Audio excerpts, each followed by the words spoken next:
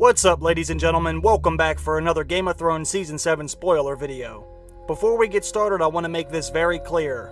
This video contains major spoilers and leaks that may potentially reveal what will happen during an entire episode this season. I have no idea how much of this will be true or not, but if you don't want anything spoiled by hearing this leak, I would recommend stopping the video right now.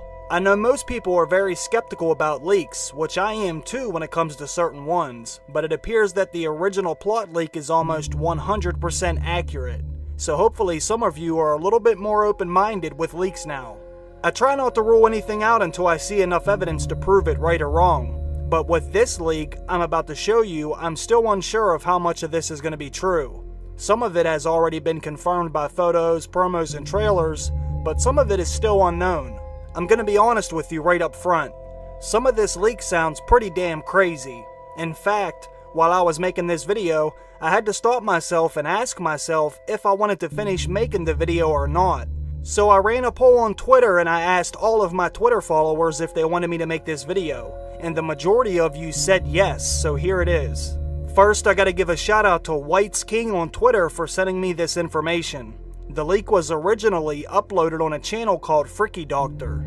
As far as I know, it's a Spanish channel, but someone translated the entire video and posted the translation. I'm going to put the link to his channel down below, and I will put the link to the translated post down below too, just in case you want to see it for yourself from the original source. But I'll let you all be the judge, so let's begin. The episode starts with the excursion beyond the wall, which includes Jon, Gendry, Thoros, Beric, Jorah, Tormund, and the Hound, and 2 or 3 other unknown characters. Sir Davos does stay behind because he isn't much of a fighter, and he would only slow down the others. The mission continues through the north. As they travel, a lot of conversations come up. This is when Jon offers Longclaw to Jorah. Jon Snow says that it belongs to him since it belonged to his family, but Jorah says, "No, you should keep it. I'm not worthy of carrying this sword. My father gave it to you for a reason." Tormund and the Hound have a conversation about Brienne, which the Hound is amazed at how much Tormund admires and likes Brienne. Jon and Beric Dondarrion now have one thing in common, which is being brought back to life by R'hllor, and they discuss what it might mean and what their purposes might be. They continue north by trying to follow the vision the Hound saw in the flames. Finally, they see the mountain shaped like an arrowhead. This is when a large blizzard starts, and they hear a weird growl which they can't seem to recognize. But then one of the unknown men tries to find out what it is. That's when out of nowhere, a reanimated polar bear shreds the unknown man to pieces. But because of the heavy blizzard, no one is sure what has happened. And that's when the beast attacks Thoros of Myr. The beast stomps Thoros and it gives him a few slashes with his claws, but Thoros is also given the bear a few slashes with his flaming sword.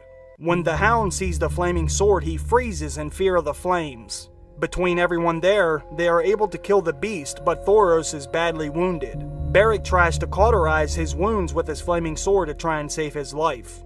The mission must continue, though with a man down and Thoros balancing between life and death, things are looking dire. This is when they realize with the reanimated polar bear, that means that White Walkers are not too far, and they must hurry, but they know they cannot avoid them.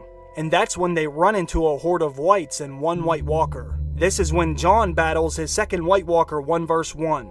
As Jon fights the White Walker, the others try to capture a white, but it's hard because there's other whites also attacking at the same time. But at last they finally capture one and either put him in chains or gag him or her to try to immobilize it. At this point, the White Army attacks all at once without mercy, and the only thing the group can do is run. They decide they need to split up as they run to increase their chances of survival. Jon then commands Gendry to run back to Eastwatch by the sea and send a raven to Daenerys to come and rescue them. After they run for a while, they come together on a frozen lake. All the movement and fighting eventually breaks up part of the ice, and the group of men are stuck in the middle of the lake on a large piece of ice that floats above the other smaller pieces of ice. They then make a circle and wait for the incoming horde of whites, but the horde doesn't come right away, so they have to wait till they attack. While all of this is going on, Thoros of Myr eventually succumbs to his injuries and dies. Beric then takes his flaming sword and burns Thoros to avoid him coming back as a white. The Night King comes out from afar and stares at Jon Snow, and Jon stares back without fear. The lake begins to refreeze over again, and the horde of whites begin to rush Jon and the group. Tormund is almost overrun during the attack, but he is saved by a fellow companion. During this time, some of them are fighting alone and others are fighting together. It's chaos and not looking good when all of a sudden we hear the famous dragon roars of Drogon, Viserion, and Rhaegal. Daenerys has come to save the day, but she must first help fight back the whites and find a place to land that wouldn't cause the ice to break so her dragons or Jon and company don't drown. Everyone starts to get on Drogon and Rhaegal as Viserion kills whites from above. Jon stays back, fighting whites on his own to let the group board the dragons. Jon stands there basically saying, "Here I am," so the whites will attack him and not his companions, that way they can make an escape. As the group is trying to escape, the Night King takes his spear made out of crystal ice and he launches it at Viserion's neck, who is flying overhead. With one throw, the spear goes into the dragon's neck and brings it down. Viserion crashes into the frozen lake, which breaks the ice, making him go into the water and sink under the water. Jon then runs to climb onto Drogon, but he falls when Drogon takes off, and Jon falls into the lake as well. Daenerys sees that Jon is pretty much a goner. Somehow the survivors are able to keep the captured white with them. After all this, a wounded Jon gets out of the lake, but he's in trouble because the whole army of the dead is there surrounding him. This is when his uncle Benjen comes in to save him, and he has his bow of fire and starts killing several whites. He clears out a section of the whites and he gives Jon his horse so he can get out of there and make it back to the wall. But Benjen is presumably killed while Jon rides off. The survivors make it back to Eastwatch, and Daenerys is traumatized and heartbroken for the loss of her child, Viserion, as any mother would be, but the mission must continue. Jon arrives at Eastwatch by the sea, badly wounded. He is loaded onto his ship headed towards King's Landing along with Daenerys and the others. The Hound is trusted with taking the white to the dragon pit. On the ship, Daenerys goes to check on the wounded Jon Snow. While checking on Jon, he realizes how hurt Daenerys actually is, so he tries to console her, which is when Daenerys tells him, "He was like a son to me. It's like they have taken my son from me." Daenerys begins to tell Jon, "I promise I will defeat the Night King." Jon tells Daenerys, if she does indeed join him with fighting the Night King, he will bend the knee. Jon then calls her Dany, which surprises her, and Daenerys says, "No one has called me Dany since my brother." Jon then says, "What would you like me to call you? My Grace? My Queen?" Daenerys says, "She didn't mean it like that. It's just been a while since someone has called her that, and it was very personal." Jon goes on to say he would bend the knee, but he physically can't because he is so hurt. This takes Daenerys by surprise again, and she says, "You would bend the knee? What about those who follow you?"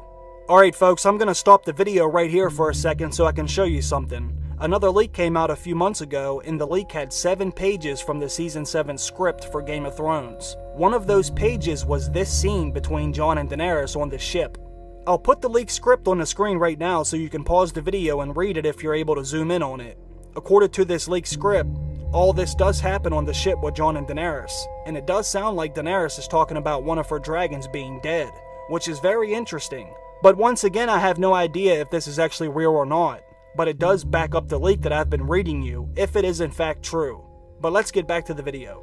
After Jon and Dany have their discussion on the ship, it then cuts back to the north where the Night King orders Viserion to be pulled from the lake. The whites pull him out of the lake using chains.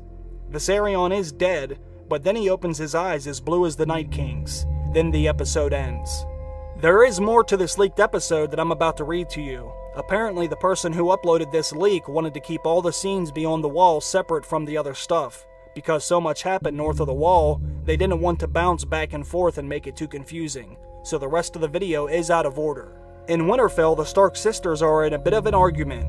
Arya brings the letter she found in Littlefinger's room and she confronts Sansa with the letter she signed and asked her what it's about. Sansa says she had to do it to survive.